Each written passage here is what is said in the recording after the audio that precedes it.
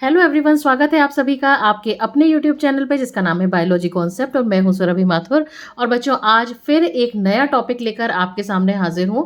और आज का हमारा टॉपिक है कारा, जिसको कई बच्चे चारा भी पढ़ते हैं, लेकिन हम इसको कारा ही कहेंगे। ये एक एल्गी है और बहुत इंपॉर्टेंट एल्गी है। इसमें कई सारे क्वेश्चंस पूछे जाते हैं एग्जाम में। तो आइए शुरू करते हैं। सबसे पहले हम क्वेश्चंस का सिलसिला ये आपको बता दूं कि कौन कौन से क्वेश्चन इस टॉपिक में से पूछे जाते हैं। तो देखो, सबसे पहला जो क्वेश्चन इसमें पूछा जाता है वो आता है, what is the name of female sex organ of कारा। एक क्वेश्चन ये पूछा जाता है। फिर है, right short notes on any two of the following, vegetative reproduction in कारा, स्ट्रक्चर ऑफ नक्यूल ऑफ कारा। तीसरा क्वेश्चन आता है, name the male sex organ of कारा। फिर है, द सेल वॉल ऑफ कारा इज इम्प्रेग्नेटेड विद, क्या चीज इसमें डिपॉजिट होती है, ये चीज पूछी जाती है। Describe sexual reproduction in Chara with the help of diagrams. Which algae is known as stonewort and what type of life cycle is met in Chara. तो ये कुछ क्वेश्चंस हैं जो कारा को लेकर पूछे जाते हैं। तो आइए शुरू करते हैं आज का ये बहुत मजेदार लेक्चर। देखो बच्चों, मैंने जैसे पहले भी आपको बताया है कि कोई भी मेंबर जब हम पढ़ते हैं तो सबसे पहले हम देखते हैं उसका क्लासिफिकेशन, यानी कि उसकी सिस्टमेटिक पोजीशन। इससे पहले भी मैंने आपको 3 मेंबर पढ़ाए हैं, वो थे नॉस्टॉक, ऑसिलेटोरिया और वॉलवॉक्स। आज हम लोग कारा पढ़ेंगे। उसमें से नॉस्टॉक और ऑसिलेटोरिया थे, वो बिलोंग करते थे क्लास साइनोफाइसी को। फिर वॉलवॉक्स आया, वो बिलोंग करता है क्लोरोफाइसी को। उसी तरीके से कारा भी बिलोंग करता है क्लोरोफाइसी को। ऑर्डर है कैरिल्स और फैमिली है कैरेसी। उसके बाद हम मूव करते हैं कि जैसा कि मैंने आपको पहले भी बताया है कि कोई भी जब मेंबर पढ़ते हैं तो एटलीस्ट आपको उसकी 2 स्पीशीज़ के नाम तो याद होने ही होने चाहिए। मैक्सिमम स्पीशीज़ कारा की जो है वो मिलती है फ्रेश वाटर में। फ्रेश वाटर हम ऐसे पानी को कहते हैं जिसमें क्या होता है, सॉल्ट का कंसंट्रेशन क्या होता है, कम होता है। लेकिन कुछ स्पीशीज़ जैसे कि कारा फ्रेजाइलिस और ये है जो हॉट स्प्रिंग्स में मिलती है, गर्म पानी के झरनों में मिलेगी। और एक स्पीशीज नाम याद रखना है, कारा बाल्टिका, जो आपको एल्कलाइन वाटर में मिलेगी, यानी ऐसा पानी जिसमें OH- आयन की कॉन्सेंट्रेशन क्या होगी, ज़्यादा होगी।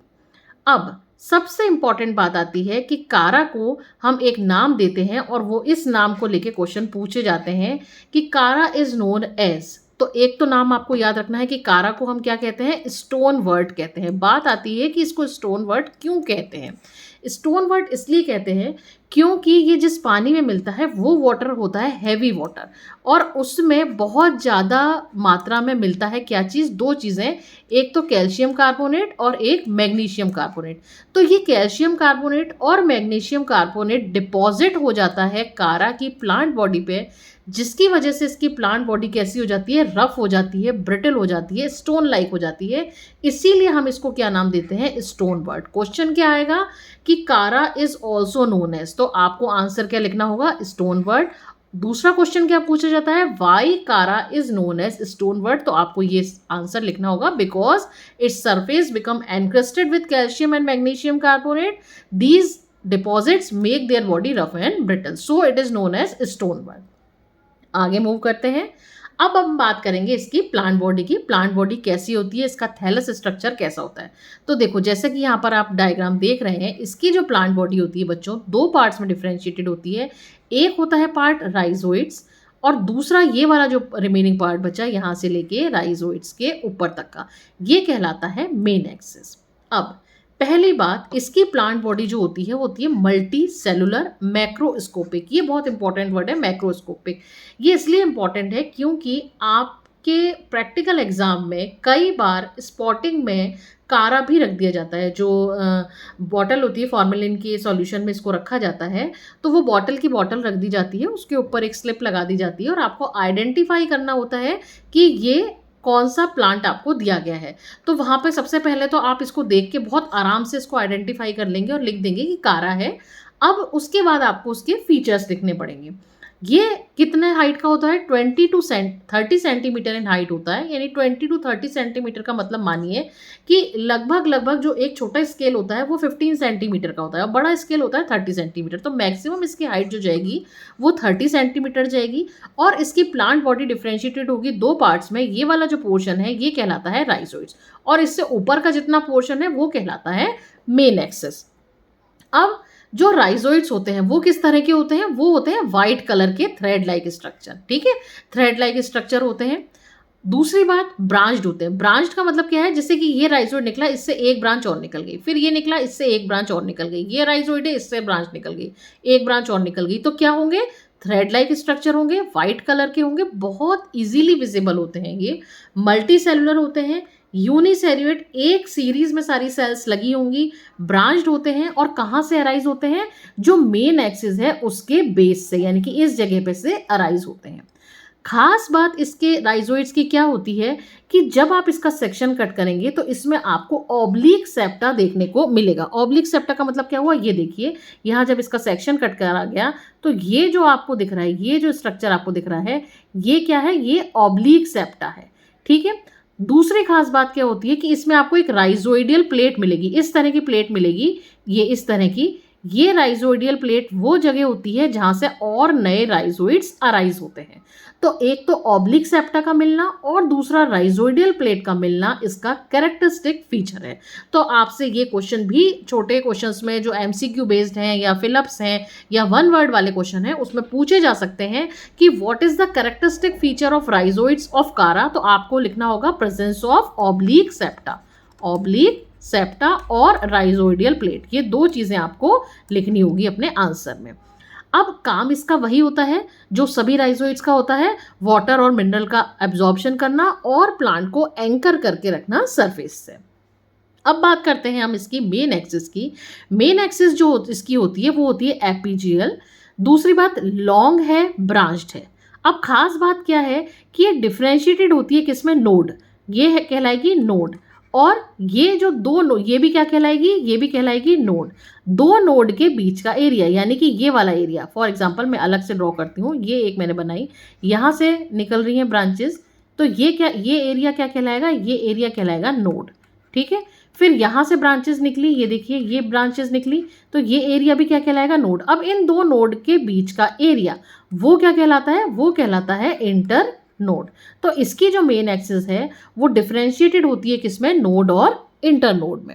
अब नोड पर आपको मैं बताऊंगी क्या क्या मिलेगा, लेकिन उससे पहले मैं आपको बता देती हूँ कि जब आप इसका सेक्शन कट करेंगे, यानी कि किसका, ये जो मेन एक्सिस है, ये जो मेन एक्सिस है, ये पूरी की पूरी मेन एक्सिस है, जब आप इसका सेक्शन कट करेंगे, अब डिपेंड करता है आप सेक्शन कहाँ से कट करते हैं। फॉर एग्जांपल अगर मैं ये लूँ इस तरीके से, ये ली मैंने मेन एक्सिस, अब एक तो यहाँ से निकल रही है ब्रांचेस, ठीक है, यहाँ से ब्रांचेस निकल गई, तो ये जगह तो क्या कहलाएगी, ये जगह कहलाएगी नोड। और यहाँ से भी ब्रांचेस निकल रही हैं, ये यहाँ से इस तरीके से निकल रही है, ठीक है, यहाँ से भी निकल रही है ब्रांचेस, तो ये भी क्या कहलाएगी, नोड कहलाएगी। इन दोनों के बीच का एरिया क्या है, इंटरनोड। अब डिपेंड करता है कि आप सेक्शन कहाँ से कट करते हैं। मान लीजिए आपने इंटरनोड पे से सेक्शन कट करा, तो आपको कुछ इस तरह का स्ट्रक्चर नजर आएगा। एक बीच में आपको सेल नजर आएगी जिसको आप सेंट्रल सेल कहेंगे, और उस सेंट्रल सेल से घिरी हुई कुछ और सेल्स होंगी, ये सेंट्रल सेल घिरी हुई होगी कुछ और सेल्स से जिनको आप कॉर्टिकल सेल्स नाम देंगे। यानी कि अगर मैं डायग्राम ड्रॉ करूं तो कुछ इस तरह का डायग्राम आएगा। यहाँ पे जब इंटरनोड का सेक्शन कट करा, यानी इस वाले पोर्शन का जब सेक्शन कट करा, तो बीच में तो एक क्या होगी, सेंट्रल सेल, या जिसको हम क्या नाम देते हैं, या जिसको हम एक्सियल सेल और एक्सियल सेल, एक्सियल सेल, या फिर हम इसको एक नाम और देते हैं, चूंकि इंटरनोड का सेक्शन काट रहे हैं इसलिए इसको इंटरनोडल सेल भी कह रहे हैं, और सेंटर में मौजूद है इसलिए हम सेंट्रल सेल कह रहे हैं। और चारों तरफ इसके क्या होंगी, कुछ और सेल्स होंगी जिनको हम क्या नाम देंगे, कॉर्टिकल सेल्स। ये देखो, ये जो फ्लावर टाइप जो बन गया ना, ये क्या कहलाएगी, कॉर्टिकल सेल्स कहलाएंगी। ठीक है। अब इसका डायमीटर, जो सेंट्रल सेल है इसका डायमीटर ज्यादा होगा, कॉर्टिकल सेल्स का डायमीटर कम होगा। दूसरी बात, ये कॉर्टिकल सेल्स आई कहाँ से, तो देखो जो ये नोड है ना, इस नोड से कुछ फिलामेंट्स डेवलप होंगे नीचे की तरफ, तो इन फिलामेंट्स को तो क्या कहेंगे, डिसेंडिंग फिलामेंट्स। और ये वाली जो नोड है इससे कुछ फिलामेंट्स ऊपर की तरफ डेवलप होंगे, इनको हम कहेंगे असेंडिंग फिलामेंट्स। तो ये बेसिकली क्या है, नोड से ओरिजिनेट हो रही हैं क्या चीज, कॉर्टिकल सेल्स। इस नोड से कुछ फिलामेंट्स जो नीचे की तरफ डेवलप होंगे उनको हम कहेंगे डिसेंडिंग फिलामेंट्स, और जो ऊपर की तरफ डेवलप होंगे वो कहलाएंगे असेंडिंग फिलामेंट्स। ठीक है। तो इस नोड से डेवलप हो रही है क्या चीज, ये कॉर्टिकल सेल्स। समझ में आ गई बात। ये हमने पढ़ा क्या, ये हमने ये पढ़ा कि जो मेन एक्सिस है उस मेन एक्सिस में जो कि डिफरेंशिएटेड है नोड और इंटरनोड में, जब उस इंटरनोड का सेक्शन कट करेंगे तो आपको कैसा दिखेगा। तो बीच में होगी एक सेंट्रल सेल और चारों तरफ कम डायमीटर की होंगी क्या, कॉर्टिकल सेल्स। समझ में आ गई बात। आगे मूव करते हैं। कॉर्टिकल सेल्स मैंने कि जैसे आपको बताया originating at the node, half of the cortical cells originated at a node grow upward, वो बनाएंगी ascending filaments, and half downwards वो बनाएंगी डिसेंडिंग फिलामेंट्स। ये देखिए यहाँ पे आप डायग्राम में देख सकते हैं, जो नीचे की तरफ ये है, ये ऊपर इस नोड से नीचे की तरफ आ रही है, तो इनको तो हम क्या कह देंगे, डिसेंडिंग कॉर्टिकल फिलामेंट्स। और ये वाली जो नोड है इससे ऊपर की तरफ बनेंगी तो उसको हम क्या कह देंगे, असेंडिंग कॉर्टिकल फिलामेंट्स। ये बात समझ में आ गई। आगे मूव करते हैं। अब हमने सेक्शन काटना है कहाँ से, नोड से। ये तो कब था कंडीशन, जब हमने कहाँ से सेक्शन काटा, इंटरनोड से। अब अगर मान लीजिए हम नोड पे से सेक्शन काटें, यानी कि ये मेन एक्सिस है, इस मेन एक्सिस से ये ब्रांचेस निकल रही हैं, यहाँ पे से हम अगर सेक्शन काटते हैं, इस जगह पे से अगर हम सेक्शन काटते हैं तो हम क्या कहेंगे, हम कहाँ से सेक्शन काट रहे हैं, नोड पर से सेक्शन काट रहे हैं। तो आपको क्या मिलेगा, central pair and cells and surrounded by 6 to 20 peripheral cells, यानी कि 2 सेल्स आपको बीच में दिखेंगी और उसके चारों तरफ आपको 6 से 20 पेरिफेरल सेल्स आपको नजर आएंगी। तो ये अंतर होगा नोड से सेक्शन काटने में और इंटरनोड से सेक्शन काटने में। ये हमने बात करी इंटरनल स्ट्रक्चर की। अब हम ये देखेंगे कि जो हमने ये कहा कि अभी हमने डायग्राम देखा था इसका कारा का, ये देखिए यहाँ पर, तो हम ये देखेंगे कि हमने ये बात तो कह दी कि इसकी प्लांट बॉडी जो है 2 पार्ट्स में डिफरेंशिएटेड होती है, एक राइजोइड्स में और एक मेन एक्सिस में। अब इस मेन एक्सिस पर मिलता क्या क्या है, इस मेन एक्सिस पर बच्चों 3 चीज़ें मिलेंगी। एक तो आपको देखे यहाँ पे फोकस करिए, ये कहलाएंगी ब्रांचेस ऑफ लिमिटेड ग्रोथ। क्या कहलाएंगी, ब्रांचेस ऑफ लिमिटेड ग्रोथ, ठीक है, लिमिटेड ग्रोथ। दूसरी आप इस ब्रांच पे फोकस करिए, ये यहाँ से लेके ये लंबी वाली ब्रांच, ये कहलाएगी branches of unlimited growth, branches of unlimited growth. और तीसरी एक चीज़ और है, उसको हम कहते हैं स्टिप्यूलोड्स। अभी बताती हूँ क्या होता है स्टिप्यूलोड्स, ठीक है। उसी स्लाइड पर आ जाते हैं हम वापस से। 3 चीज़ें हमने बात करी। अपेंडेजेस नोड पर कौन कौन से मिलेंगे, branches of limited growth, branches of unlimited growth और स्टिप्यूलोड्स। अब ब्रांचेस ऑफ लिमिटेड ग्रोथ क्या होती है, ब्रांचेस ऑफ लिमिटेड ग्रोथ का मतलब है वो ब्रांच जिनकी की ग्रोथ लिमिटेड हो। जैसे कि यहाँ पर आप इस नोड पर देख रहे हैं, इस नोड पर ज़्यादा लंबी ब्रांचेस आपको नहीं दिख रही हैं, तो ये कहलाएंगी ब्रांचेस ऑफ लिमिटेड ग्रोथ। इनका नंबर कितना होता है, नंबर होता है 6 से लेके 16। यानी कि जब आप डायग्राम ड्रॉ करें तो मिनिमम आप यहाँ पे इस तरह की जो ब्रांच है, ये वाली जो स्ट्रक्चर है, ये कितने ड्रॉ करें, मिनिमम आप 6 ड्रॉ करें और मैक्सिमम आप 16 ड्रॉ करें, ठीक है, इससे न कम न इससे ज़्यादा। दूसरी बात, इस ब्रांच पर भी आपको ये छोटे से चिन्नी से स्ट्रक्चर नजर आ रहे हैं, तो इनको भी आपको गिनकर बनाना है। ये आप मिनिमम 5 बनाए, जैसे 1 2 3 4 5, मिनिमम 5 बनाए, मैक्सिमम 15 बनाए। अब बात इंपॉर्टेंट क्या है कि ये जो ब्रांचेस ऑफ लिमिटेड ग्रोथ है, इनको हम एक नाम और देते हैं, और वो नाम क्या होता है, वो नाम होता है प्राइमरी लेटरल्स, या फिर इनको लीफ्स, या फिर इनको ब्रांचलेट, ये नाम भी देते हैं। यानी ब्रांचेस ऑफ लिमिटेड ग्रोथ वो हैं जो नोड पर मिल रही हैं, जिनको आप प्राइमरी लेटरल नाम दे रहे हैं, जिनको आप लीफ या लीव्स भी कह सकते हैं या ब्रांचलेट भी कह सकते हैं। इनका नंबर नोड पर कितना होगा, 6 से लेके 16 तक होगा, और हर ब्रांच में 5 से लेके 15 तक आपको नोड मिलेगी। ये एक जो ब्रांच आप बना रहे हैं, इसमें आपको 5 से लेके 15 तक नोड मिलेगी। अब ये जो है, इसको मैंने आपको बता दिया, इसको हम प्राइमरी लेटरल लीव्स या ब्रांचलेट कह सकते हैं। और खास बात इंपॉर्टेंट क्या है कि जो रिप्रोडक्टिव स्ट्रक्चर है, यानी मेल सेक्स ऑर्गन और फीमेल सेक्स ऑर्गन, वो आपको ब्रांचेस ऑफ लिमिटेड ग्रोथ पर ही मिलेंगे। ये बात ध्यान देना, यहाँ से क्वेश्चन पूछा जाता है। ये इंपॉर्टेंट पॉइंट है कि रिप्रोडक्टिव स्ट्रक्चर्स कहाँ मिलेंगे, तो ब्रांचेस ऑफ लिमिटेड ग्रोथ पर मिलेंगे। फिर अब हम बात करते हैं ब्रांचेस ऑफ अनलिमिटेड ग्रोथ की। ब्रांचेस ऑफ अनलिमिटेड ग्रोथ में उसमें आप ये वाला इस यहाँ पर फोकस करिए, जो मैं सर्कल बना रही हूँ, ये देखो, ये जो ब्रांच है ये लंबी जा रही है ब्रांच, इसलिए हम इसको क्या कह रहे हैं, ब्रांचेस ऑफ अनलिमिटेड ग्रोथ। ये चूंकि लंबी है इसीलिए हम इसको लॉन्ग लेटरल या एक्सिलरी ब्रांच भी कहते हैं। ये भी डिफरेंशिएटेड होगी किसमें, नोड और इंटरनोड में। जैसे ये पूरी ब्रांच गई तो इस पूरी ब्रांच की ये एक नोड हो गई, ये दूसरी नोड हो गई, ये तीसरी नोड हो गई, ये चौथी नोड हो गई, और दो नोड के बीच का एरिया क्या कहलाता है, इंटरनोड कहलाता है। तो यानी ये भी किस में डिफरेंशिएटेड होती है, नोड में और इंटरनोड में। और नोड पर आपको क्या मिलेगी, नोड पर वही आपको प्राइमरी लेटरल यानी कि ब्रांचेस ऑफ लिमिटेड ग्रोथ मिलेंगे। समझ में आ गई बात। तीसरा स्ट्रक्चर जो आता है बच्चों वो आता है स्टिपुलोड्स। अब स्टिपुलोड्स क्या होते हैं, स्टिपुलोड्स जो होते हैं, जैसे कि अभी मैंने आपको बताया कि जैसे अपन ने यहाँ पे एक मेन एक्सिस ड्रॉ करी, ठीक है, इस मेन एक्सिस पर ये अपन ने क्या बनाए, ये प्राइमरी लेटरल्स या जिसको आप ब्रांचेस ऑफ लिमिटेड ग्रोथ कह रहे हैं ये बनाए, ठीक है। इस ब्रांचेस ऑफ लिमिटेड ग्रोथ पर कई बार आपको, मैं दूसरा पेन लेती हूँ, 1 मिनट रुको, दूसरा पेन, ये पेन का कलर चेंज करती हूँ, ये देखो, हाँ, इस ब्रांचेस ऑफ लिमिटेड ग्रोथ पर आपको कई बार क्या होता है, इस तरह के यूनिसेलुलर फिलामेंटस स्ट्रक्चर नजर आएंगे। इन यूनिसेलुलर फिलामेंटस स्ट्रक्चर को हम क्या नाम देते हैं, इनको हम नाम देते हैं स्टिपुलोड्स या फिर सेकेंडरी लेटरल्स, ठीक है।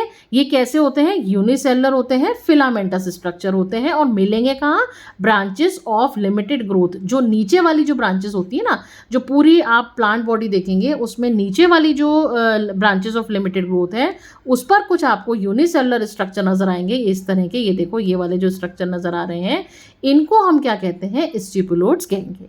अब अगर मान लो स्टिपुलोड्स जो है वो एक ही वर्ल में मौजूद है तो उस कंडीशन को हम कहेंगे हैप्लोस्टिफेनस कंडीशन। क्या बोला मैंने, अगर स्टिपुलोड्स एक ही वर्ल में मौजूद हैं, जैसे एक वर्ल दिख रही है यहाँ पे, ये देखो ये वाली कंडीशन है 1 2, ये एक ही वर्ल है ना, पूरी एक ही वर्ल है ये, तो उसको हम क्या कह देंगे, हैप्लोस्टिफेनस कंडीशन।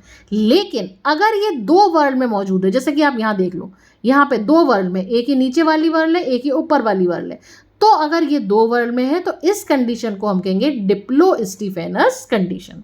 समझ में आ गई बात, क्लियर हो गई बात, कि अगर स्टिपुलोड्स जो है वो एक ही वर्ल में है तो हम उसको कहेंगे हैप्लोस्टिफेनस, अगर 2 वर्ल में है तो हम उसको कहेंगे डिप्लोस्टिफेनस कंडीशन। अब किस में मिलती है, जैसे कि ब्राउनियाई स्पीशीज है उसमें आपको हैप्लोस्टिफेनस कंडीशन मिलती है, और बाल्टिका जो है उसमें आपको डिप्लोस्टिफेनस कंडीशन मिलती है। तो इस तरीके से हमने देखा कारा में कि कारा में हमें क्या चीज़ें देखने को मिली, इसकी मॉर्फोलॉजी बहुत इंपॉर्टेंट है, प्रैक्टिकल में स्पॉटिंग में ये रखी जाती है। लिखना क्या क्या होगा, लिखना इसमें ये होगा कि 3 तरह की इसमें आपको चीज़ें देखने को मिली। एक तो आपको देखने को मिले राइजोइड्स, दूसरे आपको देखने को मिली मेन एक्सिस, और मेन एक्सिस में आपको 3 चीज़ें देखने को मिली। एक तो branches of limited growth, branches of limited growth, दूसरा branches of unlimited growth, branches of unlimited growth, branches of unlimited growth, और तीसरी चीज़ आपको देखने को मिली स्टिपुलोड्स, ये कॉमा लगा रही हूँ मैं, और तीसरी चीज़ आपको मिली स्टिपुलोड्स। और इसमें स्टोनवर्ट इसको कहते हैं, ये चीज़ इसमें ध्यान रखनी है।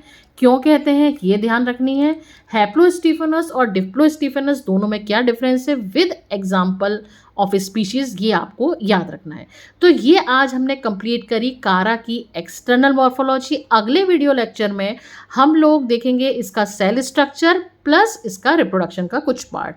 आज के लिए इतना बहुत है। अगर बच्चों आपको ये वीडियो पसंद आ रहे हो मेरे कॉलेज के लेक्चर्स, तो प्लीज़ इसको लाइक करिएगा, शेयर करिएगा, चैनल को सब्सक्राइब करिएगा। Thank you very much.